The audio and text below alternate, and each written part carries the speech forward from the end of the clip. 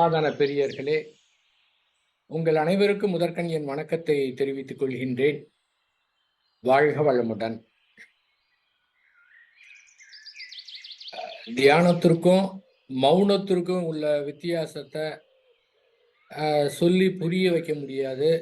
நாம உணர வேண்டும். 10 நிமிடம் நாம் மௌனம் இருக்கின்றோம். மௌனம் இருக்கின்றோம் என்ற உணர்வோடு இருந்தால் போதுமானது. வாழ்க வளமுடன் என்றோ, வாழ்க வையகம், வாழ்க வளமுடன் என்றோ எந்த மந்திரத்தையும் உச்சரிக்க தேவையில்லை. அப்படியே இருக்க வேண்டியதுதான். மௌனம் இருக்கின்றோம் என்ற உணர்வோடு இருந்தால் போதுமானது. மனதிலே எது வேண்டும் என்றாலும் வந்துவிட்டு போகட்டும்.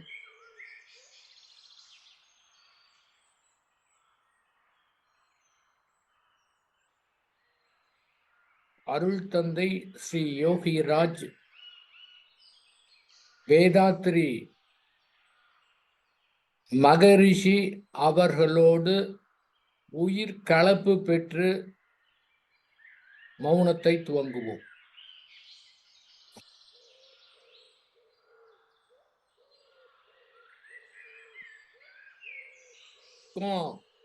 மிக மிக அப்படியே ஒரு மெலிதான ஒரு வித்தியாசம். மெலிது அப்படின்னா எப்படி, ரொம்ப மெலிசா இருக்குன்னா எப்படி கற்பனை பண்றது? அந்த மெலிதான கூட அந்த காந்த மெலிதுன்னு வச்சுக்கலாம். கண்ணுக்கு தெரியாத அந்த காந்தம் எப்படி இருக்கும், அந்த மாதிரி மிக மெல்லிய அப்படிங்கிறத விட அந்த நுணுகிய வித்தியாசத்தை நாம உணரணும்.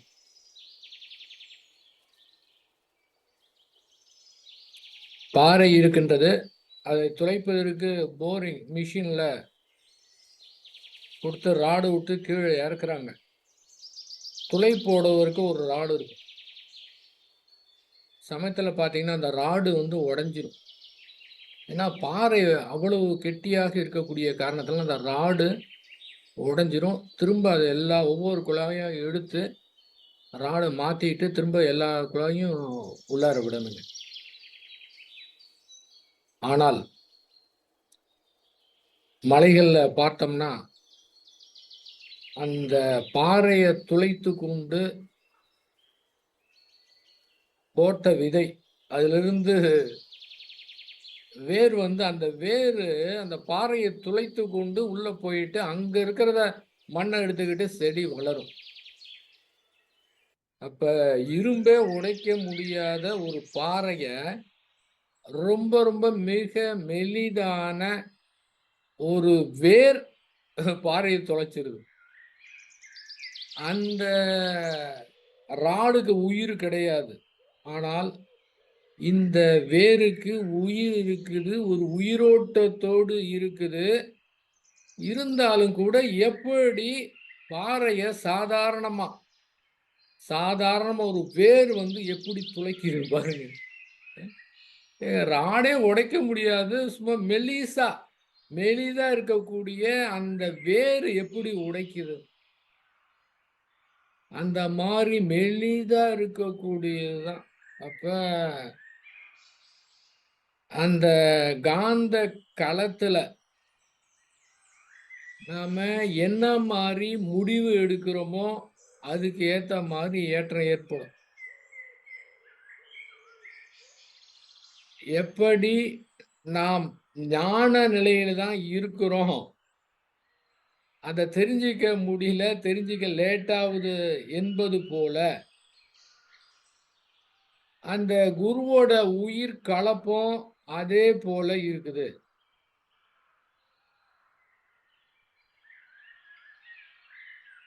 ஏனென்றால் அந்த இயற்கை உலகம் முழுவதும் அந்தந்த காலகட்டத்தில் அந்தந்த சூழ்நிலைக்கு ஏற்றாற் போல அந்த பகுதியிலே இருக்கக்கூடிய மக்களுக்காக அந்த குரு என்ற ஒரு நபரை தேர்ந்தெடுத்து அவங்க குருவா திகழ்கிறார். அந்த இயற்கை அங்கே படைத்திருக்கின்ற காரணத்தினால, அவங்க இயற்கையை முழுமையாக உணர்ந்த காரணத்தினால, அவங்களோடு நினைந்துனா சில பேர் அவங்கள தெரியக்கூட தேவையில்லை. அந்த உள்ளுக்குள்ளார இருக்கக்கூடிய அந்த ஒரு முடிவு, அந்த ஒரு ஏக்கம், அந்த மாதிரி குருவோடு ஒரு இணைப்பு வந்து ஏற்படுத்திடும். சில பேருக்கு தெரியாம கூட இருக்கலாம். ஆனால் அந்த உயிர் கலப்பு நிச்சயமா இருக்கும். அப்ப இதை கேள்விப்பட்டு என்ன சொல்வது, அதாவது ஆசைப்படுறது வேறங்க, முடிவு எடுக்கிறது வேற. ஆசைப்படுறதுன்னா இது போல நடந்தா எப்படி இருக்கும் அப்படின்னு திரும்ப திரும்ப நினைத்து பார்த்து கற்பனை செய்வது. ஆனா ஒரு விஷயத்துல ஒரு முடிவு எடுக்கிறதுனா அதை செயல்படுத்தணும் அப்படின்னு ஒரு முடிவு எடுத்துட்டா அதுக்கு உண்டான செயலை தான் செய்யணுமே தவிர கற்பனையாக அது கிடைத்தா எப்படி இருக்கும், இது இருந்தால் எப்படி இருக்கும், இது நடந்தால் எப்படி இருக்கும் அப்படின்னு கற்பனை செய்வது கிடையாது. முடிவெடுத்தா முடிஞ்சிருச்சு. அதுக்கு உண்டான செயலை மட்டும் தான் செய்யணும். அதான் செயல் விளைவு தத்துவம். முடிவு எடுக்கும்போது உள்ளுக்குள்ளார இருக்கிற அடிமனமே அதுக்கு ஏற்ற மாதிரி சப்ளை பண்ண ஆரம்பிச்சிரும். அதுக்கு உண்டான எனர்ஜியை கொடுக்க ஆரம்பிச்சிரும். அதுக்கு உண்டான செயல்லாம் நடக்க துவங்கிவிடும். அந்த உயிர் கலப்பு அப்படிங்கிறது, அதாவது இந்த பூமியை அந்தரத்துல மிதந்து கொண்டு இருக்கின்றது. அப்படி லேசா அந்த பிரபஞ்சம் முழுவதும் இருக்கக்கூடிய அந்த பிரபஞ்ச காந்தம், வான்காந்தம், அது முழுவதும் நிரம்பி இருக்குது. அந்த பிரபஞ்ச காந்தத்துக்குள்ளார கோடானு கோடி சூரிய குடும்பங்கள் மிதந்து கொண்டிருக்கின்றன. அதுல ஒரு சூரிய குடும்பத்துல அதுல இருக்கிற பூமி வந்து அப்படியே அந்தரத்துல உருண்டு மிதந்து வந்து போயிட்டு இருக்கு. இங்க என்னென்னலாம் நடக்குமோ, நடக்கணுமோ அதெல்லாம் இயற்கையாக செயல் விளைவு தத்துவத்தில் நடந்து கொண்டு இருக்கின்றது. அதுவும் எத்தனை கோடி மனிதர்கள் என்ன நினைத்து கொண்டிருக்கின்றார்களோ அதெல்லாம் அப்படியே விரிவலையாக சென்று பிரபஞ்சம் வரை மோதி திரும்ப வந்து அவரவர்கள் கருமையத்திலே பதிவாகியிருக்கின்றது, மூழ்கி இருக்கின்றது. கண்ணுக்கு தெரியவில்லை, ஆனாலும் அது இருக்கின்றது. ஒன்றோடு ஒன்று மோதிக்கொண்டு இருக்கின்றது. அப்படி இருக்கும்போது யாரு எந்த முடிவு எடுத்திருக்கின்றார்களோ அதற்கு ஏற்றாற் போல் ஒரு இணைப்பை கொடுத்து விடுகின்றது. எந்த நோக்கத்தோடு? அப்ப குருவோட உயிர் கலப்பு பெறணும் அப்படின்னா இது வந்து, அதாவது ஆசைப்படுறதில்ல. முன்னமே சொன்ன மாதிரி இது ஆசைப்படுறது கிடையாது, முடிவெடுக்கிறது. அந்த பிரபஞ்சத்தோடு தொடர்பு கொள்றதுன்னா நம்மலாம் ஒரு முயற்சியும் செய்ய தேவையில்லை. ஏன்னா பிரபஞ்சத்தில் தான் இருக்கிறோம், பிரபஞ்சத்துல மிதந்துக்கிட்டு தான் இருக்கிறோம், அங்கதான் இருக்கிறோம்.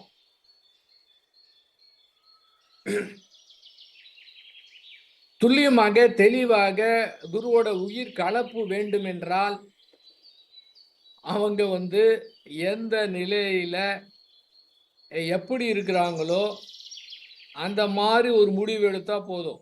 எப்படி இருக்காங்கன்னா கண்டுபிடிக்க முடியுமான்னா அது கண்டுபிடிக்க முடியாமல் இருக்கலாம். ஆனால் பேசிக்காக என்னவென்றால் உலகம் நன்றாக இருக்க வேண்டும், உலக மக்கள் நன்றாக இருக்க வேண்டும்.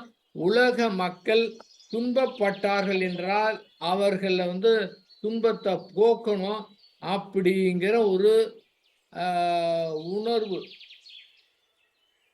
ஒண்ணுமே சொன்ன மாதிரி ஆசைப்படுறது கிடையாது. நாமும் ஏதாவது செய்யணும் உலகத்திற்கு நாம இங்க வந்திருக்கோம். ஆகவே நாம ஏதாவது செய்யணும் அப்படின்னு ஒரு முடிவு எடுத்து விட்டோம் என்றால், அதுக்கு உண்டான வேலைகள் கிடைக்கும். அப்ப குருவோட உயிர் கலப்பு கிடைக்கும். இருக்கிறதே பெரிய பிரச்சனையா இருக்கு. குடும்பத்துல, ஆபீஸ்ல, பிசினஸ்ல ஒவ்வொரு நாளும் போயிட்டு நைட்டு முடிக்கிறதே பெரிய விஷயமா இருக்கு. இதே பெரிய பாரமா இருக்குது. இதையே முடிக்க முடியல அப்படின்னுட்ட ஒரு ஆள் நான் போய் என்னங்க பண்ண போறேன் அப்படின்னு நீங்க இப்ப எல்லாம் முடிவுலாம் எடுக்க வேணாம். இப்ப நீங்க நினைச்சீங்கன்னா அதிலே இருக்கும். தன்னுடைய துன்பத்தை முன்னிறுத்தாம எல்லாருக்கும் இருக்கின்றது. இல்லாத ஆளே கிடையாது. பிரச்சனை இல்லாத ஆளே கிடையாது. சிக்கல் இல்லாத ஆளே கிடையாது. துன்பங்கள் இல்லாத ஆளே கிடையாது. ஆனால் திரும்ப தனக்கு தனக்கு ஏற்பட்டதை மட்டும் திரும்ப முன்னிறுத்தி திரும்ப அதுவே நினைத்து கொண்டிருந்தால் இதிலிருந்து விடுபடுவதே பெரிய விஷயமா. இது மட்டும் இல்ல, சில பேருக்கு என்ன இருக்குதுன்னா, எனக்கு இன்பம் கூட வேணாம், எனக்கு துன்பம் இல்லாம இருந்தா போதுங்கிற ஒரு நிலை கூட தள்ளப்படுறாங்க. அப்ப தன்னுடையத முன்னிறுத்தாம அது அப்படியே இருக்கட்டும், அப்படியே இருக்கட்டும்னா அப்படியே இருக்கட்டுங்கிறது கிடையாது. இத அறிவை கொண்டு எப்படி அந்த சிக்கலை விடுவிப்பது அப்படிங்கிற உணர்வோடு முடிவெடுத்தா போதும். அடுத்தது அது எனர்ஜி குடுக்க ஆரம்பிச்சிரும். Fraction demands totality supplies. அந்த இது இருந்தா அது குடுத்துக்கிட்டே இருக்கு. இதுதான் உலகம் முழுதும் அத்தனை பேரும் எண்ணமா இருக்கலாம். அதுக்கு ஏத்த மாதிரி அந்த குடுத்து கொண்டே இருக்கின்றது. மிக அற்புதமா அந்த இது குடுக்குதுங்க. அத இதுக்கு இது அப்படின்னு கண்டுபிடிக்க முடியாது. ஆனால் மாறின்றி, தவறின்றி அது கொடுத்து கொண்டே இருக்கின்றது. அப்ப அந்த தெளிவான ஒரு முடிவு வரணும் அப்படின்னா, இந்த மனதில ஏற்படக்கூடிய பல்வேறு உணர்வுகள், உணர்ச்சிகள் இத சமாளிக்கிறதே அங்க நேரம் போகும்போது 75% அதுக்கே எனர்ஜி போயிருது. மீதி இருக்கிற எனர்ஜிய வச்சு தான் அன்றாட வேலைகள கவனிக்க வேண்டியதா இருக்குது. அதிலே கூட சில பேர் எவ்வளோ வெற்றி பெறாங்க. அப்ப அந்த 75% வேஸ்ட்டா போகாம முழுமையாக நாம என்ன ஒரு முடிவு எடுத்தோமோ, அத செய்யக்கூடிய அளவிலே வரணும் அப்படின்னா, மனதுல வரக்கூடியது எல்லாமே 6 போலனா அது 6ன்னா நம்ம கற்பனை பண்ணோம்னா, மெதுவா போயிட்டு இருக்கிற மாரி தோணும். ஆனா இந்த மாரி முடிவு எடுத்தா எப்படி? அது மின்னல் 6 போல ஓடுதுன்னா பாருங்க, தொடர்ந்து அது பாட்டுக்கு வந்துகிட்டே இருக்குது பார்த்தீங்களா? அந்த தியானத்திலே நாம முயற்சி செய்யும்போது, அந்த பாயிண்ட்ட கவனிக்கிறோம். தியானம் வரணுங்கிறதெல்லாம் பார்க்கிறோம். ஆனால் மௌனத்திலே அது கூட கிடையாது. எதுவுமே செய்ய தேவையில்ல. ஒண்ணுமே செய்ய தேவையில்ல அப்படிங்கிற நிலையில இருக்கும்போது, இத இது பழகுன்னு கூட சொல்லக்கூடாது. அப்படியே இருக்கணும். ஏன்னா பழகுனா ஒரு பிராக்டிஸ் ஆயிரும். ஒண்ணுமே செய்ய வேணாங்க. அப்படியே இருக்கும்போது, அந்த தியானத்துல எந்த மாரி எண்ணங்கள் மோதுதோ, அதே போல இப்பவும் எண்ணங்கள் மோதும். அந்த தியானத்திலே வரக்கூடிய எண்ணங்கள் மோதுவதற்கும் இதுக்கும் ஒரு வித்தியாசத்த தான் அந்த மெல்லிய அந்த காந்த வித்தியாசத்த தெரிஞ்சுக்க முடியும். அங்கே எண்ணங்கள் மோதும்போது, தியானம் பண்றோமே மோதுதே, தொந்தரவா தெரியும். இந்த இடத்துல எது வேணாலும் வரட்டும் அப்படின்னு நம்ம முடிவெடுத்து இருக்கும்போது, இப்போது அந்த எண்ணங்கள் நம்மளை தொந்தரவு செய்வது கிடையாது. அதே போல தான் நடைமுறை வாழ்க்கையிலும் அது தொந்தரவு செய்யாமல் இருக்கும்போது, புறத்திலே எந்த மாரி செயல் செய்வது என்பத ஒரு தீர்மானமாக செய்து அதில வெற்றி பெற முடியும். அப்ப உயிர் கலப்புங்கிறது உயிர் கலப்பு பெறணும் அப்படிங்கிற வார்த்தையெல்லாம் எனக்கு தெரியாது. எப்படி கிடைச்சது? அப்ப எல்லாருக்குமா கிடைக்குமான்னா, எல்லாருக்கும் கிடைக்கும். அத்துணை பேருக்கும் கிடைக்கும். ஏனென்றால், அவர்கள் அந்த மாரி எந்தவித வித்தியாசமும் இல்லாம, இவங்க நல்லவங்க, இவங்க கெட்டவங்க, இவங்க இந்த மாரி இருக்கிறாங்க, இந்த மாரி இருக்கிறாங்க அப்படிங்கிறது எந்தவித பாகுபாடும் இல்லாம, ஸ்ரீ வேதாத்திரி மகரிஷி அவர்கள் வாரி வழங்கிக் கொண்டிருக்கின்றார்கள். இப்போதும் வாரி வழங்கிக் கொண்டிருக்கின்றார்கள். அந்த உயிர் கலப்போடு இருக்கிறோங்கிறது கூட தெரியாம, ஒரு நாள் மௌனத்திலே, அது ஒரு ஞாயிறு. காலையிலேருந்து மௌனம் இருக்கும். நீங்க பார்த்தீங்கன்னா, அந்த மௌனம் ஸ்டார்ட் பண்ணோனே அது பாட்டுக்கு எண்ணங்கள் வந்து மோதும். ஒரு பொருந்தாத உணர்வு. அது ஒரு இனம் புரியாததா இருக்கும். ஆனா, நம்ம அத ஃப்ரீயா விடும்போது, நாளாக அதாவது நேரம் ஆக ஆக மாலை 5 மணி, 6 மணி அப்படிங்கிற நிலைக்கு வரும்போது, அது வந்து தானா அடங்கும். நம்மளும் ஒண்ணுமே செய்ய தேவையில்ல. அதுதான் நடந்து கொண்டிருக்கின்றது. தானா அது அடங்கும். ஏன்னா காலையிலிருந்து அந்த மௌனம் இருக்கிற அப்படின்னு ஒரு முடிவு எடுத்து அது மாரி இருக்கும்போது, தானா நடக்கக்கூடிய அதெல்லாம் நிகழ்வுகள் தான். நம்மலாம் ஒண்ணுமே செய்றது கிடையாதுங்க. அது மாரி ஒரு நாள் இரவு 9 மணி சாப்பிட போகணும். இது முடிவுலாம் பண்ணல. அந்த உயிர் கலப்பு ஏற்கனவே இருக்குது. அதான் அந்த நேரத்துல எனக்கு உயிர் கலப்புன்னு கூட தெரியாதுன்னு சொல்றேனுங்களே. அப்ப அந்த மௌனத்துல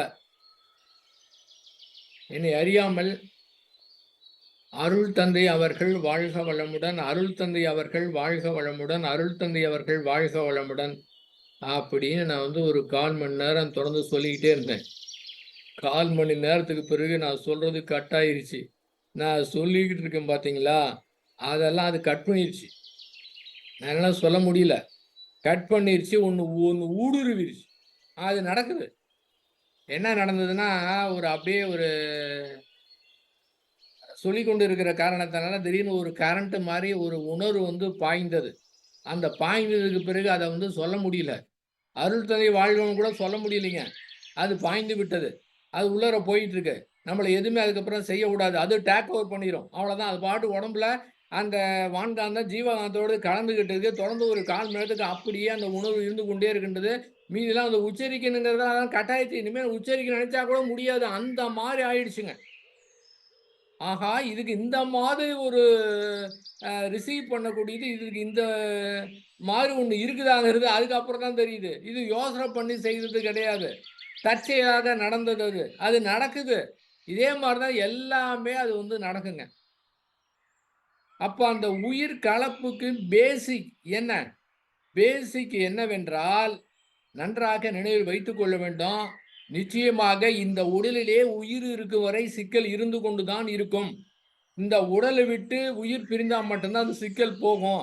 ஆக சிக்கல் இருக்கும். வாழ்க்கையில பிரச்சனை இருக்கும். துன்பம் ஏற்படும். பல்வேறு நிலையில, பல்வேறு வயதுல அந்தந்த காலகட்டத்துக்கு தகுந்த மாரி, மாறி, மாறி வந்து கொண்டே இருக்கும். அத்துணை பேருக்கு வந்து கொண்டே இருக்கும்.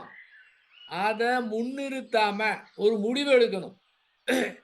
அத முன்னிறுத்தம்னா, திரும்ப திரும்ப அதே வந்து பிரதிபலித்து, அதே பயந்து பிரதிபலித்து திரும்ப திரும்ப அது வந்துகிட்டே இருக்கும். தொடர்ந்து நாம தான் வந்து அத ரெனிவல் பண்றோம். அது போறத கூட இழுத்து பிடித்து ரெனிவல் செய்யும்போது எல்லாமே மறந்துருது. இந்த வேற எனக்கு ஒண்ணுமே வேணாம். இங்க துன்பத்துல மட்டும் அப்படியே ரிலீஃப் ஆனா இருந்தா போதும் அப்படின்னு தோணுது. அதெல்லாம் வேணாம். அதெல்லாம் இருக்கட்டும். இருக்கட்டும்னா இருக்குன்னு சொல்லல. நம்ம அறிவ கொண்டு அந்த துன்பத்த போக்குவதற்கு, அந்த சிக்கல தீர்ப்பதற்கு நுணுகி நின்று எப்படி அதை தீர்ப்பது என்று புறத்திலே சிந்தனை செய்யணும். சிந்தனைனா புறத்திலே எப்படி அப்படின்னு நிலையிலேயே அதே இருக்கும்போது ஒரு குறிப்பிட்ட இடத்துல அதுவே சப்ளை பண்ணுங்க. அத விட்டுட்டு நான் இப்படியே இருக்கிறேனே திரும்ப திரும்ப கவலைப்பட்டிருந்தா அந்த ரிலீஸ் வந்து கிடைக்காது. எதுக்கு இத சொல்றேன்னா, அந்த உலக அளவிலே வரணும் அப்படின்னா, எல்லாரும் நல்லா இருக்கணும் அப்படிங்கிற எண்ணம் வரணும்னா, இது முன்னிறுத்தும்போது, நம்ப பாடே பெரும்பாடா இருக்குது. யாரோ எப்படின்னா என்ன அப்படிங்கிற மாரி எண்ணம் ஏற்படும். ஆனா, அந்த அளவுக்கு விரிந்து போய்விட்டோம் என்றால், இது இருக்குது. ஆனா, இது தெரியாதுங்க. அதான் ஆச்சரியம். அப்படியே இருக்குது அது. ஒரு அம்மா அப்படிதான் சொன்னாங்க. ஒரு 15 நாள் வந்து மௌனம் போயிட்டு வந்தாங்க. 15 நாளைக்கு முன்னாடி அவங்களுக்கு பிரச்சனை, பிரச்சனை பயங்கரமான பிரச்சனையாம். பயங்கரமான கவலையாம். அவங்களுக்கு இருக்கிற கவலை எவ்வளோ கவலை தெரியுங்களா? அவங்களுக்கு இருக்கிற கவலைய உலக மக்களுக்கு அத்தனை பேருக்கும் சரிசமமா பிரிச்சு கொடுத்துட்டோம்னா, மீதி கவலை மிச்சம் இருக்குமாம். இவ்வளவு பேருக்கும் பிரிச்சு கொடுத்து கவலை மிச்சம் இருக்குன்னா, அப்ப எவ்வளவு கவலையில இருப்பாங்க பாருங்க. ஒரு 15 நாள் மகரிஷி மௌனம் இருக்கும்போது போயிட்டு வந்தாங்க. போயிட்டு வந்தது பார்த்தீங்கன்னா, ரொம்ப நல்லா ரிலீஃபா இருக்கும். ஒண்ணுமே இல்லையாம். பிரச்சனையெல்லாம் ரொம்ப நல்லா இருக்காம். என்னங்கம்மா அவ்ளோ பிரச்சனை இருக்குன்னு சொன்னீங்க. இப்ப பிரச்சனை இல்ல. பிரச்சனை இருக்குது. ஆனா என் மனநிலைய மாறிடுச்சுங்கிறாங்க. அத்தன பேருக்கு பிரிச்சு குடுத்தா கூட மிச்சம் இருக்கக்கூடியது, இப்போ ஒண்ணுமே இல்லாம இருக்கு. அது என்ன காரணங்க? மனசு தான் வந்து காரணங்க. மனம் தான் காரணம். வேற அங்க ஒண்ணுமே கிடையாது. அப்ப அந்த உலக அளவில், ஏன்னா அந்த உயிர் கலப்புக்கு பேஸ் வந்து அதுதான் சொல்றாங்க. நமக்கு தெரியாம கூட ஏதோ ஒரு உலகத்த நினைக்கிறான். சில வருத்தம் ஏற்படுது. ஏன் இப்படி இருக்கிறாங்க அப்படின்னு தோணுது. அந்த மாரி ஒரு சாஃப்ட் நேச்சரா இருக்கிறவங்களுக்கு, அந்த உயிர் கலப்ப ரொம்ப நல்லா தெரிஞ்சுக்க முடியும். எல்லாத்துக்கும் உயிர் கலப்பு இருக்கத்தான் செய்கின்றது. அந்த சாஃப்ட்டா எல்லாம் நல்லா இருக்கணும் அப்படிங்கிற உணர்வோடு, அது கூட அவங்க நல்லா இருக்குன்னு நினைச்சுலாம் வந்து கூட இருக்கிறது கிடையாது. இது மாரி பிளான் பண்ணி, இந்த மாரி உலகம் நல்லா இருக்கும். நம்ம நெனச்சா நம்ம நல்லா இருக்கலாம். அப்படி எதிர்பார்ப்பு கூட இல்லாம, இயல்பாகவே அது இருக்கும்போது, அதனுடைய செயல் விளைவுத்துவத்துல இந்த இடத்துல உயிர் கலப்பு அதிகமா இருக்குது. அதற்கு என்ன காரணம்னா, அந்த அருட்பேராற்றல் எப்படி உலகத்துக்கு நன்மை செய்வதற்கு ஒரு கருவியாக குருவ வந்து அது செலக்ட் பண்ணுச்சோ, அதே போல அந்த எண்ணம் இருக்கும்போது இந்த குருவோட உயிர் கலப்பு வந்து கிடைத்திரும். அப்ப ஃப்ரீயா இருக்கலாம். அந்த நீரோட்டத்துல போற மாரி நம்முடைய வாழ்க்கைய வந்து கொண்டு போயிட்டு இருக்கலாம். அப்ப அத்துணை பேருக்குமே எளிதானது. உயிர் கலப்பை பெறுவது அப்படின்னு என்னன்னு கேட்கவே தேவையில்ல. அதே ஒரு உணர்வோடு உலகத்துல ஒரு ஏதேனும் ஒரு நம்ம நன்மை செய்யணும். அந்த மாரி பறந்து விரிந்து இல்ல திரும்ப நம்ம நினைக்க தேவையில்லைங்க. நம்முடைய பிரச்சனையோ, நடைமுறையில இப்ப தூங்கி எந்திரிச்சா நாளைக்கு காலையில என்ன பண்றது அப்புட்ன்னா, இது மாரி எத்தனையோ பேருக்கு இருந்திருக்கிறாங்க. எத்தனையோ பேருக்கு பிரச்சனை ஏற்பட்டிருந்து. அத்துணை பிரச்சனைக்கு உண்டான தீர்வும் வான்காந்தத்திலே இருக்கின்றது. மகரிஷியா தான் சொல்லுவாங்க, திறக்க முடியாத பூட்டு கிடையாது, சரியான சாவி கிடையாது. சரியான சாவி போடல. அதேபோல தீர்க்க முடியாத பிரச்சனைகள் கிடையாது. சரியான முறையில அணுகவில்லை. அதுதான் காரணம். ஆக விரிந்து பறந்து போயிட்டு அதெல்லாம் ஒண்ணுமே கிடையாதுங்க. என்ன வேணாலும் இருக்கட்டுங்க. எப்படி வேணாலும் இருக்கட்டுங்க. இது ஒண்ணுமே தெரியாம போயிரும். அதுக்கு மனது தான் காரணம். அந்த மாரி ஒரு நிலை வரணும் அப்படின்னா, அந்த குருவோட உயிர் கலப்பு என்பது மிக முக்கியமானது. அத வந்து எப்படி ஃபீல் பண்றது? இத கேள்விப்படாதவங்க கூட எப்படி அந்த உயிர் கலப்பு பெறுவது? ஏற்கனவே பெறுவது கிடையாது. ஏற்கனவே இருக்கின்றது. அத வந்து தெரிந்துக்கணும். ஒரு முடிவு எடுக்கணும். ஒருத்தரு ஒரு ஞானி இருந்தாரு. அவர் ஞானி ஆவறதுக்கு முன்னாடி, அவர் வந்து எங்க பார்த்தாலும் குருவ தேடிக்கிட்டே இருப்பாராம். யார பார்த்தாலும். இவரு இவரு வந்து குருவா இருப்பாரோ! அப்படின்னு நினைச்சுட்டு அவரு பின்னாலேயே போறதாம். இந்த மாரி தொடர்ந்து அவர் தேடும்போது, ஒரு முறை நிஜமாவே அவருடைய குருவ கண்டுபிடிச்சு, அது பின்னாலேயே போனாராம். கடைசில அவரு உபதேசம் குடுத்து இவரு பெரிய ஞானி ஆயிட்டாராம். அப்ப யார பார்த்தாலும் குருவா வந்து நினைத்து அவரு அது மாரி போனாராம். ஒரு ரூமி அப்படின்னு ஒரு சூஃபி ஞானி. அவரு வந்து குருவ வந்து தேடிட்டு இருக்காரு. குரு கிடைச்சுட்டாரு. அந்த என்னதான் வந்து எல்லாருக்கும் உயிர் கலப்பு இருக்குது அப்படின்னு பேசினாலும், அத மீறி மெலிசாக ஒரு அ ஒரு ஏக்கம். என்ன ஏக்கம்ன்னா, அது தன்னை அறியுங்கிற ஒரு ஏக்கம், அந்த குரு மேல ஒரு ஈர்ப்பு, அந்த ஒரு அன்புன்னா, அது வந்து சாதாரணமா நாம அன்புங்கிற வார்த்தைய பயன்படுத்தக்கூடிய அந்த அன்பு இல்லைங்க. அப்புறம் வேற எந்த அன்புங்க நீங்க சொல்றீங்க? எனக்கு சொல்ல தெரியலைங்க. அந்த மாரி ஒரு அன்ப அங்க வந்து குடுக்கும்போது, அந்த கிராவிட்டி மூலம் ஸ்பெசிஃபிக் கிராவிட்டி மூலம் அதுக்கு உண்டானத இயற்கை வந்து சேர்த்துருங்க. அந்த உள்ளுக்குள்ள அது இருக்கணும். அந்த ஏக்கத்தின் காரணமாக அந்த ரூமி அப்படிங்கிறவருக்கு ஒரு குரு கிடைத்தார். அதான் ஒரு முறை கூட நான் குறிப்பிட்டேன். இந்த குருவ விட உயிர் கலப்பு பெறணுங்கிறத விட, அவர் நம்மை பொறுத்தவர அ நமக்கு தெரியாம, கேள்விப்படாம எத்தனையோ வந்து மகான்கள் இங்கே இருக்கின்றார்கள். சூக்குமமாக பிரபஞ்சத்திலே இருக்கின்றார்கள். அவங்க யாராவது கூட குடுக்கலாம். அவங்க யாருன்னு நமக்கு தெரியாது. ஆனா, வேதாத்திரி மகரிஷியோட உதவியோடு இருந்தா அவங்கலாம் குடுக்க ஆரம்பிச்சுருவாங்க. அப்ப வேதாத்திரி மகரிஷி எப்படி, எங்கே, எந்த இடத்திலே அது ஒரு ஸ்பார்க் மாரி அந்த உள்ளுக்குள்ளார ஒரு இது அங்க எங்கெல்லாம் அங்க ஏற்படுது அப்படிங்கிற மாதிரி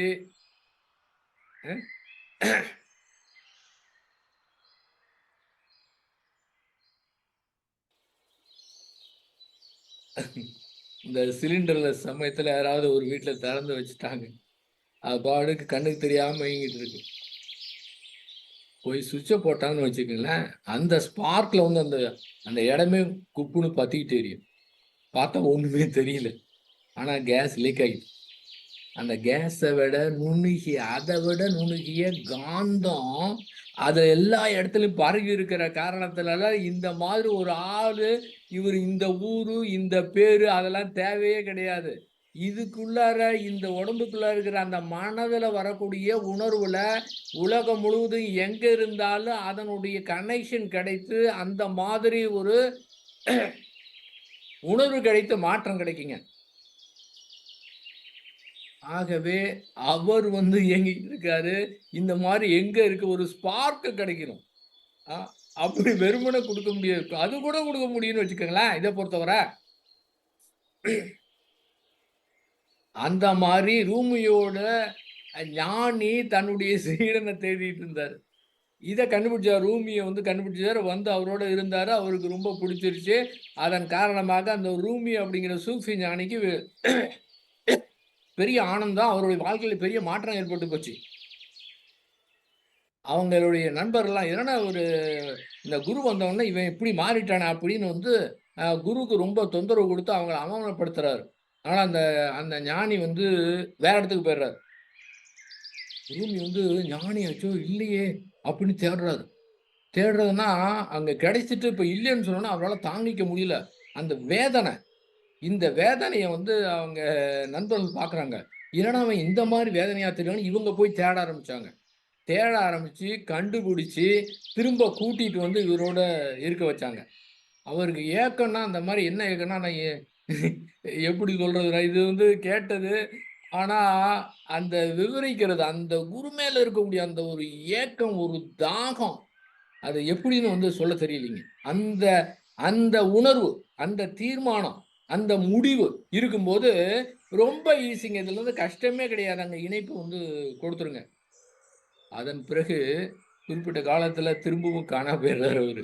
இவரு தேடுறாரு. ஆள விட்டு தேடுறாரு. எங்கெங்கோ தேடுறாரு. அவரு எங்க போனாருன்னே தெரியல. அந்த ரூம் அந்த சூஃபி ஞானி வந்து சொல்லிட்டாரு. நான் வந்து மத்தது மாரி கிடையாது. நான் வந்து நானு போயிட்டேன்னு வச்சுக்கங்க. அப்படியே போயிருவேன். காட்டுக்கு போயிருவேன். என் உடல்லாம் இருக்கு. நான் அப்படியே கரைஞ்சே போயிடுவேன். யாருக்குமே நான் இறந்துட்டேங்கிறது கூட தெரியாது. என் உடல் கூட இருக்காது.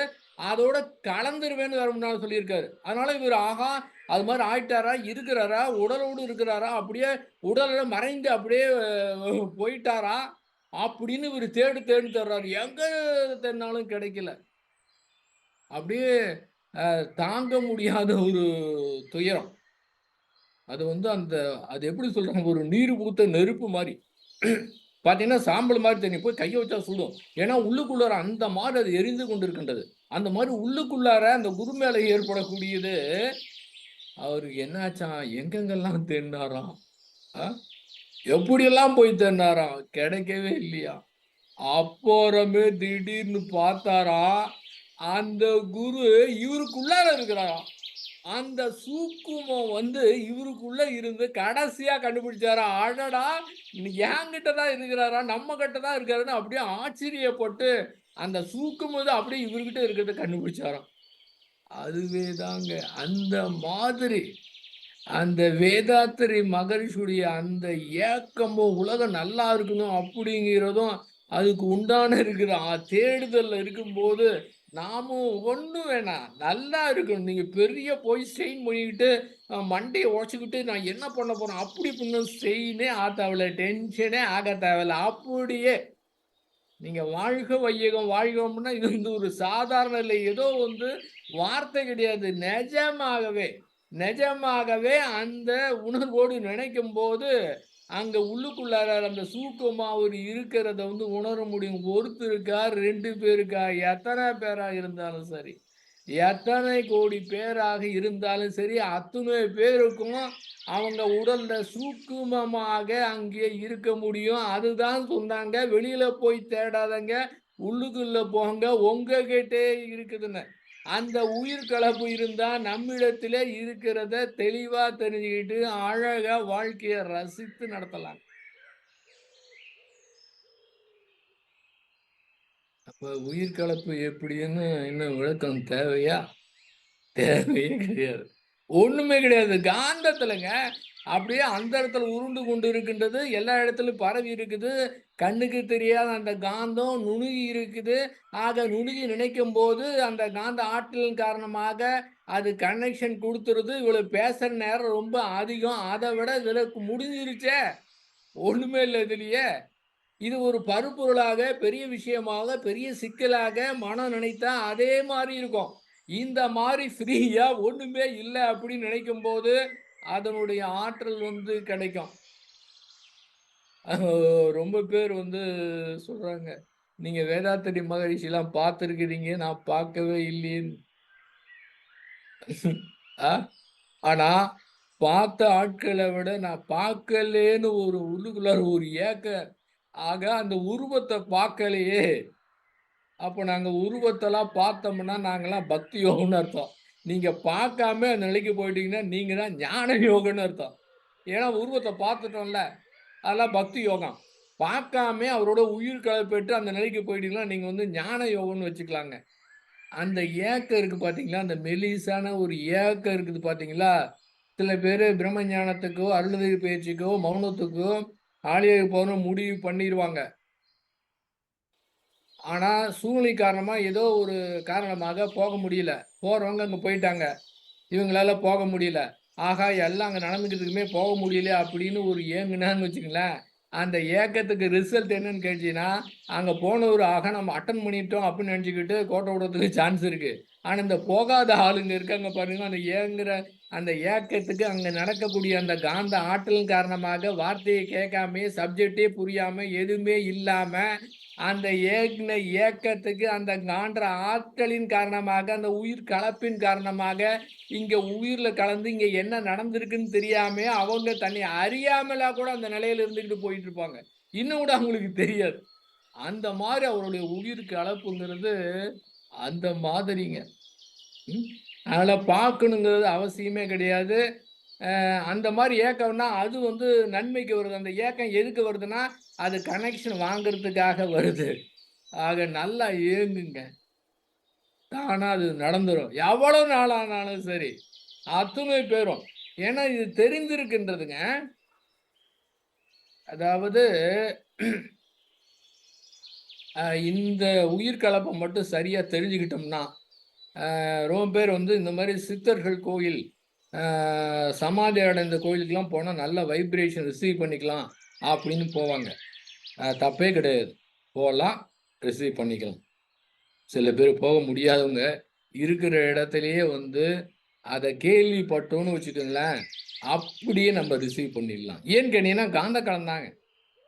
ஒண்ணுமே கிடையாது. காந்த களம் தான். தானா ரிசீவ் ஆயிருங்க. அதனால எல்லா இடத்துலயும் அது இருக்கின்றது.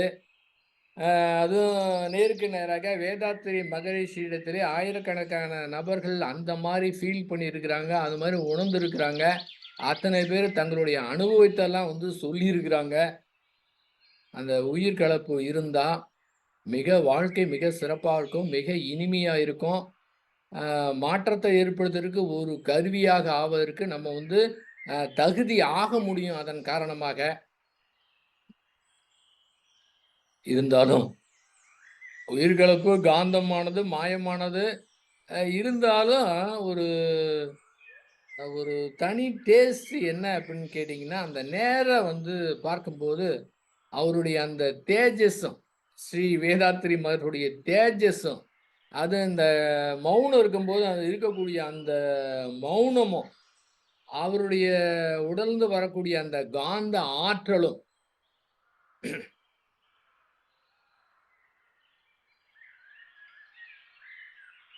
அப்ப அறிவித்து கூகுளோட கட்டளைங்க.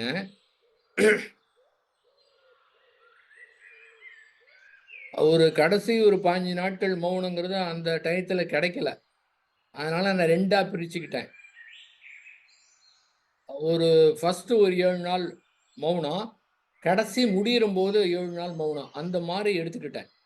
அந்த மாரி ஃபர்ஸ்ட்டு போகும்போது, 7வது நாள் மண்டே வந்து ஆஃபீஸ் போனோம். சண்டே வந்து நான் முடிச்சுட்டு நைட்டு ஊருக்கு வரணும். அந்த சண்டே அப்போ வந்து அறிவுத்திருக்கோயிலில் அப்போ மகரிஷி அவங்க வந்து 10 மணிக்கும் ஒரு தடவை வருவாங்க. சாயந்தரம் 5 மணிக்கு ஒரு 2 தடவை வருவாங்க தவத்துக்கு.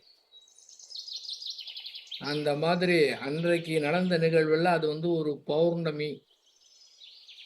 இந்த உயிர் கலப்புங்கிறது என்னன்னு கேட்டிங்கன்னா, இந்த நாளு, கிழமை அதெல்லாம் வந்து ஒண்ணுமே இல்ல. எல்லா நாளும் நல்ல நாள் தான். ஆனா, அந்த நிகழ்வு நடந்ததுக்கு பிறகு பார்த்தீங்கன்னா, அது வந்து ஒரு பௌர்ணமி, இயற்கை. அதேபோல அன்றைக்கு காலையில டிஃபன் சாப்பிட முடியல. அதுவும் இயற்கை. சாப்பிடக்கூடாதுங்கிறது இல்ல. ஆனா, அவங்க போம்போது அங்க டிஃபன் தீர்ந்துருச்சு. நம்ம வந்து உட்காந்துட்டு மெதுவா போனோம்னா அது தீந்துரும். தீர்றதுக்கு முன்னால அவங்க வந்து அனௌன்ஸ் பண்ணாங்க, "சீக்கிரம் வந்து சாப்பிடுங்க, அவங்க வேலைய பார்க்கன்ட்டு." அதனால நம்ம வந்து, சரி இனிமே லேட்டா போனா வேணாம், அப்படியே கூச்சப்பட்டு அப்படியே சாப்பிடாம விட்டாச்சு. மகரிஷி வந்து ஒரு அமர்றாங்க.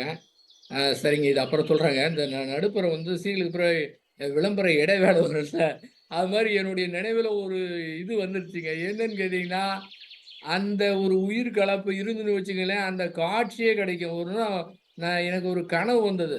இந்த கனவுல வந்து ஒரு அண்டர் கிரவுண்ட்ல வந்து ஏதோ இருக்கிற மாரி, அப்போ வந்து மகரிஷி வந்து எனக்கு ஒரு ஒரு காப்பு கயிறு கட்டுற மாதிரி, அது மாரி ஒரு கனவு வந்தது.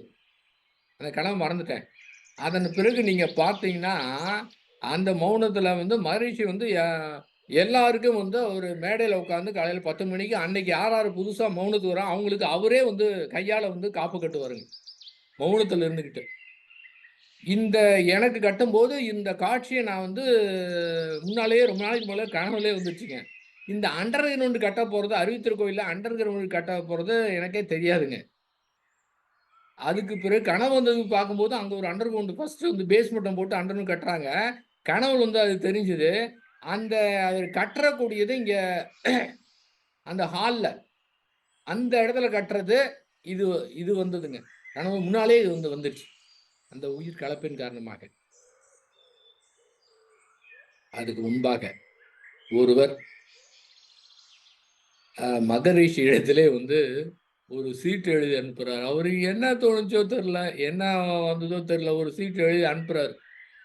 இது நடந்தது அநேகமா 89ஆ இருக்கலாம், 90ஆ இருக்கலாம். 1992லே நீங்கள் நிறைவு பெற இருக்கிறீர்கள். அப்படின்னு ஒரு சீட்டு எழுதி அனுப்பிச்சாராம்.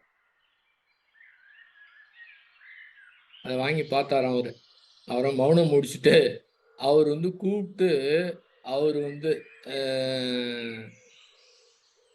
மகரிஷி கூப்ட்டு, "எப்படி சொல்றீங்க?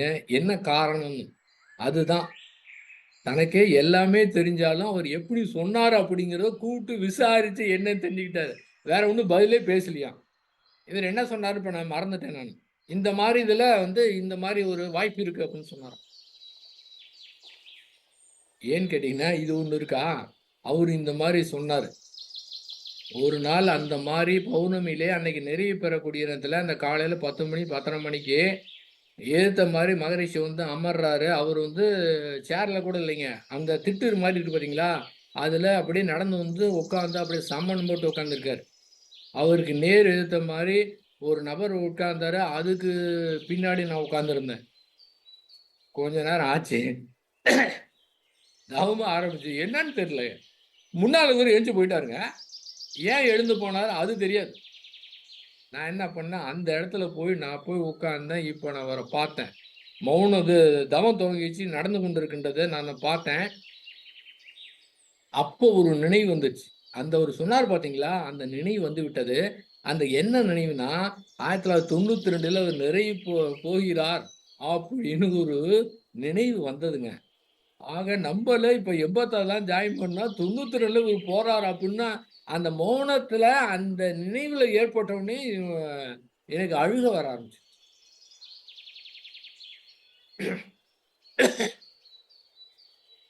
அதுக்குள்ளயா? அப்படியே மகரிஷி வந்து கண்ண திறந்து பார்த்தாரு. அப்படியே ஒரு சிரிப்பு சிரிச்சாரு பாருங்க. சிரிச்சாரு. நான் வந்து அந்த அழுதுகிட்டே அவருடைய வலது கண்ண பார்த்தேன். அவரு சிரிச்சுக்கிட்டே என்ன பார்த்தாரு. எப்படி அது முதல்ல போக மாட்டேன் அப்படிங்கிற மாரி. இதுக்கு போய் அழறியா? அப்படிங்கிற மாரி ஒரு ஒரு உணர்வோடு ஒரு சிரிப்பு சிரித்தேன். பார்த்தாரு பாருங்க. கண்ண மூடிட்டாருங்க. நானும் கண்ண மூடிக்கிட்டேன். அந்த இடத்திலே ஒரு நிகழ்வு நடந்தது. எனக்கு அப்ப கூட ஆச்சரியமா இருந்தது. என்ன ஆச்சரியம், இந்த சினிமாவுல இந்த தெய்வம் வரத்துக்கு முன்னால, இந்த முருகர், விநாயகர், இந்த சிவன்லாம் வரத்துக்கு முன்னால, அங்க காட்சி குடுக்கும் முன்னால, அங்க ஒரே புகையா இருக்கும். அந்த புகை வந்ததுக்கு பிறகு தான் அந்த சினிமால அந்த காட்சி வந்து நடக்கும். எப்படி இந்த புகைய வர வச்சு இந்த சாமிய கொண்டு வரான்னு கற்பனை பண்ணி எப்படி அத எடுத்தாங்கன்னு தோணுச்சு. ஏன்னு கேட்டா, அந்த மாரி அவரு பார்த்து சிரித்ததுக்கு பிறகு, அந்த இடம் முழுவதும் ஒரு புகை மண்டலமா இருக்கு. அவர் இருக்கிற எல்லாம் அப்படியே அந்த புகை மண்டலம் மாரி இருக்கு. இப்ப என்னன்னு கேட்டீங்கன்னா, வேதாத்திரி மாரி அப்படியே மேல போயிட்டு இருக்காருங்க. உட்கார்ந்ததுனால அப்படியே மேல வந்து போறாருங்க. அந்த இடம் முழுதும் புகை மண்டலமா இருக்கு. இப்ப என் காதே சுத்தமா கேட்கல. சுத்தமா கட் ஆயிருச்சுங்க. எந்த சத்தம் கிடையாது. வெளி சத்தம் எதுவுமே கிடையாது. அப்படியே நிசப்தமா இருக்கு. புரிஞ்சுதுங்களா? அன்னைக்கு நைட்டு கிளம்பி நான் வந்துட்டேன். கரூர் வந்துட்டேன். நைட்டு வீட்டுக்கு வரும் அப்ப லாட்ஜில் தங்கியிருந்தேன். ஒரு 10:30 மணி இருக்கும் வந்து படுத்தேன். சுத்தமா தூக்கமே இல்லை. என்ன தெரியுங்களா? அவரு அந்த வலது கண்ண பாத்துங்க. அவரு வந்து என்னுடைய கண்ண எந்த கண்ண பார்த்தாரோ எனக்கு தெரியல. ஆனா, என்னுடைய வலது கண்ணுக்குள்ளார அப்படியே வந்து ஜிவு ஜிவு ஜிவு ஜிவு ஜிவுன்னு அப்படியே ஒரு காந்தம் இறங்கிக்கிட்டே இருக்குதுங்க. அப்ப என்ன பண்றது? கண்ண திறந்துட்டு 1 நிமிஷம் திரும்ப வந்து மூடுறது. திரும்ப இறங்குது. அது பாட்டுங்க நைட்டே தூங்கவே இல்லைங்க. அது பாட்டுக்கு வலது கண் வழியா ஒரு காந்த ஆற்றல் இறங்கிக்கிட்டே இருக்குதுங்க. இதுதாங்க உயிர் கலப்புன்னு நான் சொல்றேங்க. இத தெரிஞ்சுக்க முடியாம இருக்கலாம். இந்த மாரி நிகழ்வு உங்களுக்கு நடக்காம இருக்கலாம். இந்த நிகழ்வும் தேவையில்ல. இத கேட்டுட்டு ஆசையும் படாதீங்க. இந்த நிகழ்ச்சிலாம் தேவையே கிடையாது. கண்ணுக்கு தெரியாமயே, எந்த நிகழ்வும் தெரியாமயே, உங்களுக்கே தெரியாமலே இந்த இது இருக்கக்கூடிய காரணத்தினால, அந்த அருள் உங்களுடைய உயிர் முழுவதும் அப்படியே பரவிக்கிட்டு இருக்குதுங்க.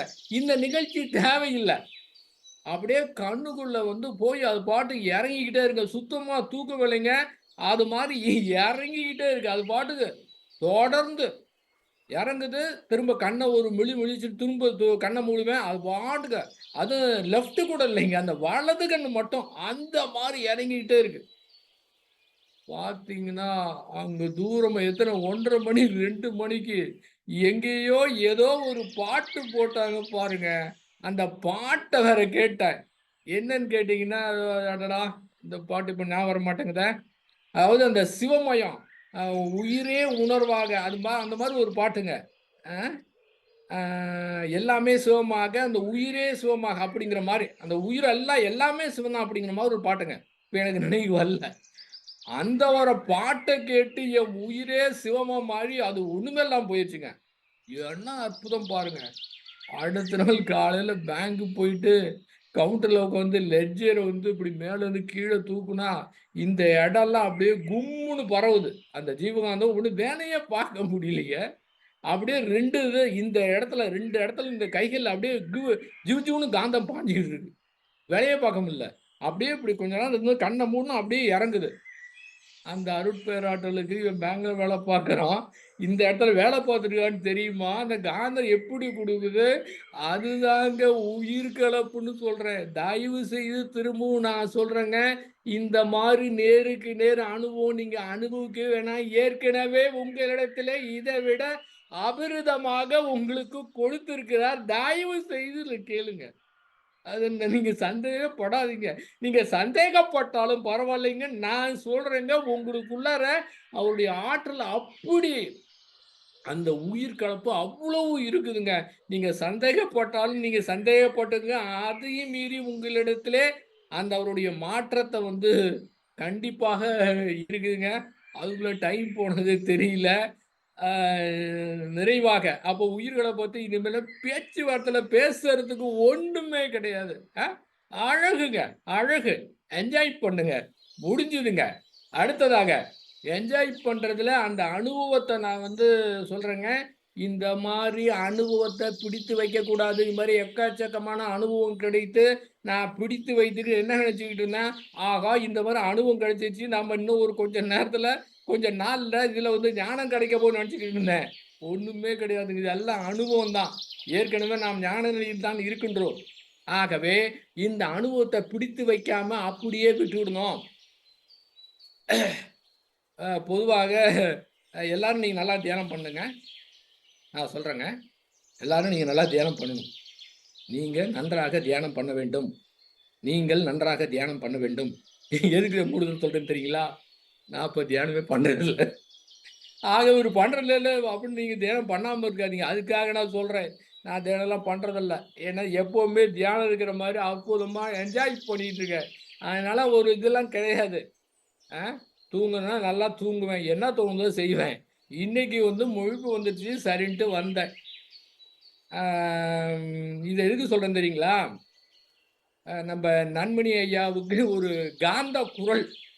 அந்த உயிர்க்கலப்பு இருக்கக்கூடிய காரணத்தினால, அந்த காந்தம் இருக்கக்கூடிய காரணத்தினால, அந்த காந்த குரலிலே அந்த காலையில செய்த நித்தியானந்தத்த நான் ரொம்ப என்ஜாய் பண்ணேன் நானு.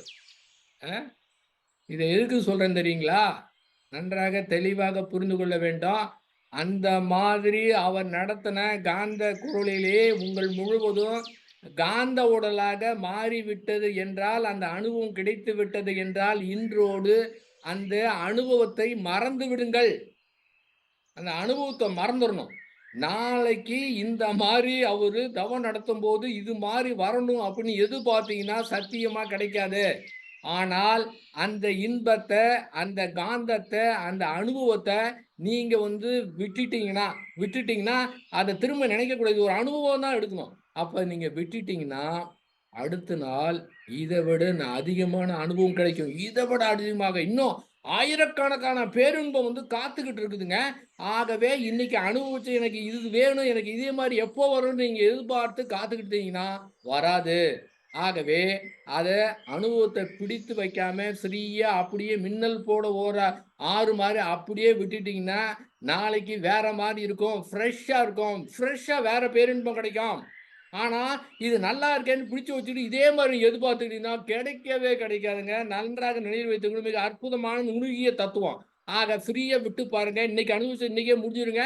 இன்னைக்கு நைட்டு முடிஞ்சத இன்னைக்கே விட்டுருங்க. இப்ப பேசுனத கூட நீங்க அப்படியே விட்டுறலாம். விட்டுறலாம்னா, அது கலந்து இருக்குது. நீங்க விட்டாலும் அது தேவைப்படுறதால வந்துரும். அதனால இத ஒரு பெருசா எடுக்காம அப்படியே விட்டுறணும். ஆக புதுசு புதுசா உங்களுக்கு வந்து கிடைத்துக்கிட்டே இருக்கும். நம்பர் 1.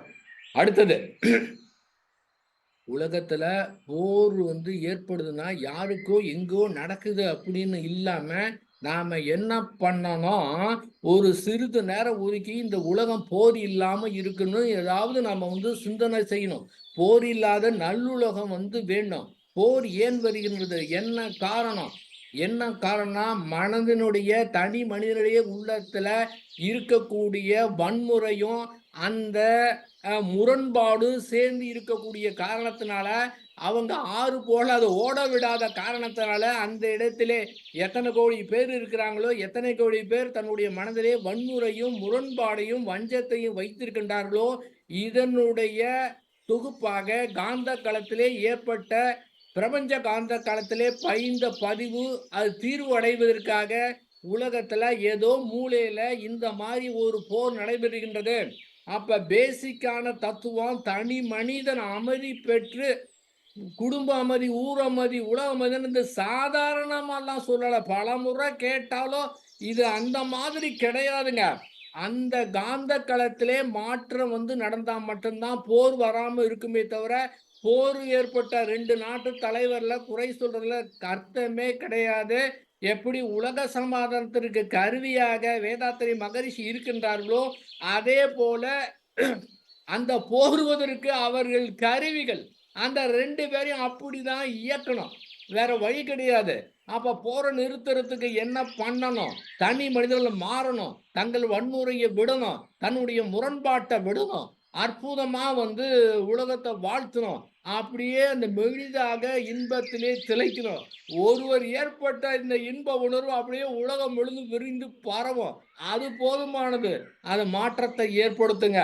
ஆகவே அவங்க என்ன வேணாலும் பண்ணட்டும். ஆனா அதனுடைய பாதிப்பு இருக்குதா, அந்த பாதிப்பை கேட்கும்போது நம்ம உள்ள ஏதாவது ஒரு நேரத்த ஒதுக்கி அது பண்ணணுங்க. எத்தனை பேர் நம்ம அந்த மாரி நாம வந்து சிந்தனைய குடுக்கும்போது, இந்த எண்ண ஆற்றல் எங்கேயாவது ஒரு ஏற்படுத்தி, அந்த போரில்லா நல்லுலகத்த நாம வந்து ஏற்படுத்த முடியும்.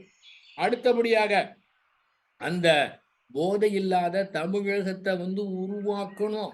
சிறு வயதிலேயே 9வது, 10வது, 11வது, 12வது படிக்கிறப்பயே இந்த மாதிரி ஒரு போதையில அடிமையானா இது என்ன ஆகும் நெலைமை? ஒரு குறிப்பிட்ட காலகட்டத்துக்கு பிறகு நான் போதையிலிருந்து விடுபட வேண்டும் அப்படின்னு நினைச்சாலும் அவங்களால விடுபட முடியாது. இவங்களுக்கு வரக்கூடிய குழந்தை சமுதாயத்துல ம் சமுதாயத்துல என்ன மாரி ஏற்படுங்க? இளைஞர்கள் சீரழிந்து கொண்டிருக்கிறார்களே! யாருக்காவது பொறுப்பு இருக்குதா? அந்த மாரி ஒரு எண்ணம் இருக்குதா? ஏதாவது இருக்கா? நாம இந்த எண்ணத்த குடுக்கணும். போதை இல்லாத தமிழகத்த நாம வந்து உருவாக்கணுங்க. அந்த உயிர் கலப்பு பெற்ற வேதாத்திரி மகரிஷி துணை இருக்கின்றார். ஆகவே ஒரு மாபெரும் மாற்றத்தை நாம் ஏற்படுத்துவோம் என்ற தீர்மானம் செய்து, இந்த உலகத்திற்கு ஒரு எடுத்துக்காட்டாக, நல்விளக்காக திகழ்வோம் என்று கூறி, உயிர் கலப்பு என்ற தலைப்பிலே என்னை பேச வைத்த உங்கள் அத்துணை பேருக்கும் என்னுடைய நன்றியை தெரிவித்துக் கொண்டு நிறைவு செய்கின்றேன். வாழ்க வையகம், வாழ்க வையகம், வாழ்க வளமுடன். வாழ்க வளமுடன். மிக்க நன்றிங்கய்யா. ரொம்ப சிறப்பா இருந்துச்சு. இன்னைக்கு உங்களுடைய உரை ரொம்ப சிறப்பா இருந்துச்சு. போன வாரம் போலவே இந்த வாரமும் மௌனம் ரொம்ப போன வாரத்துக்கும் இந்த வாரம் இன்னும் கொஞ்சம் எங்களுக்கு அதிகமான ஒரு அனுபவம் கிடைச்ச மாரி இருந்தது. ரொம்ப நல்லா இருந்துச்சுங்கய்யா. தியானத்திலே தான் நம்ம இன்ஸ்ட்ரக்ஷன ஃபாலோ பண்ணுவோம். இது அப்படியே குருவ நெனச்சுட்டு உட்கார்ந்தனால, அத அமைதியாவே நீங்க வாழ்க வளமுடன் சொன்னதுக்கு அப்புறம் கூட கொஞ்ச நேரம் அப்படியே அந்த மௌனத்திலே இருக்கணுங்கிற ஒரு உணர்வு வந்துச்சு. ரொம்ப நன்றிங்கய்யா. நெறைய கருத்துக்கள் சொல்லியிருக்கீங்க. அதாவது பொதுநலன் கருதி நம்ம வந்து இருந்தோம்னா, இந்த நம்மளோட எண்ணத்த மட்டும் நமக்காக வாழாம, உலக மக்களுக்கு என்ன செய்ய முடியும்? நாம என்ன செய்ய முடியும்?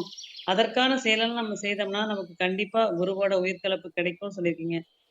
ஃபிராக்ஷன் டிமாண்ட்ஸ் டோட்டாலிட்டி சப்ளை சொல்லியிருக்கீங்க. அது கரெக்ட்டுங்கய்யா. இப்ப கூட சென்னை, தூத்துக்குடி எல்லாம் வெள்ளம் வந்தபோது கூட, எங்கேயோ ஒரு இடத்துல தேங்கி கிடந்த பொருட்கள் எல்லாம் தேவைப்பட்ட இடத்துக்கு அது வர்றதுக்கான இயற்கை ஒரு சீற்றத்தை உருவாக்கி குடுத்தது. அதுவும் அதுல தாங்கய்யா வரும். கரெக்ட்டுங்கய்யா. கண்டிப்பா, கண்டிப்பாங்க. அதே மாரி சொன்னீங்க. எல்லா பிரச்சனைக்குமே தீர்வுண்டு. பிரச்சனைன்ட்டு நம்ம பிரச்சனைய பத்தி கவலைப்பட்டுட்டு இருக்காம, அதற்கான என்ன சொல்யூஷனோ அது அத பண்ணிட்டு நம்மளோட வழிய நம்ம நம்ம பின்பற்றிட்டு இருக்கணும் ம். அப்படின்னு சொன்னீங்க. அத விட முக்கியமா நல்லா ஏங்குங்க. குருவோட உயிர் கலப்பு கிடைக்கும் அப்படின்னு சொன்னீங்க. மகரிஷியே சொல்லியிருக்காரு. "வான்காந்த களத்துல நான் கலந்திருக்கேன்" அப்படின்னு சொல்லியிருக்காரு. எப்படி நம்ம இப்ப டிவி இருக்கு. நமக்கு எந்த சேனல பார்க்கணும்னு நெனச்சு டியூன் பண்றோமோ, அந்த சேனல் கிடைக்குதோ, அது மாரி நம்ம எந்த ஒரு குருவ யார்கிட்ட உயிர்கல்பு வேணும்ன்ட்டு நம்ம அவங்கள நெனச்சு, அ ஒரு 10 நிமிஷம் அப்படியே கண்ண மூடி உட்கார்ந்தாலே நமக்கு அந்த ஒரு ஃபீல் கிடைக்குதுங்கய்யா. கண்டிப்பாங்க. ரொம்ப ரொம்ப சிறப்புங்கய்யா. அது நீங்க இன்னொன்னும் சொன்னீங்க, போதை, போர் அதெல்லாம் வந்து நம்ம ஒழிக்கணும். அதுக்கு நம்ம மகரிஷி ஐந்தொழுக்க பண்பாடு அந்த பாட்டுலயே இருக்கு. கண்டிப்பா மகரிஷியோட எல்லா கனவுகளும் நனவாகுங்கய்யா. ரொம்ப சிறப்புங்கய்யா. எல்லாமே நீங்க மகரிஷியோட உங்களுக்கு ஏற்பட்ட அனுபவங்கள் எல்லாம் எங்ககிட்ட பகிர்ந்துட்டீங்க. ரொம்ப நன்றிங்கய்யா. வாழ்க வளமுடன், வாழ்க வளமுடன், வாழ்க வளமுடன்ங்கய்யா. வாழ்க வளமுடன். அன்பர்களே, சிறப்பான ஒரு சிந்தனை கொடுத்த ஐயா அவர்களை நாம் அனைவரும் வாழ்த்தி விடுவோம். அனைவரும் தவநிலைக்கு வந்துரலாங்க. மனோகரன் ஐயா அவர்கள் வாழ்க வளமுடன். திரு மனோகரன் ஐயா அவர்கள் வாழ்க வளமுடன். அவர்களின் அன்பு குடும்பம் வாழ்க வளமுடன். அவர்களுடைய ஆன்மீக மேம்பாடு வாழ்க வளமுடன்.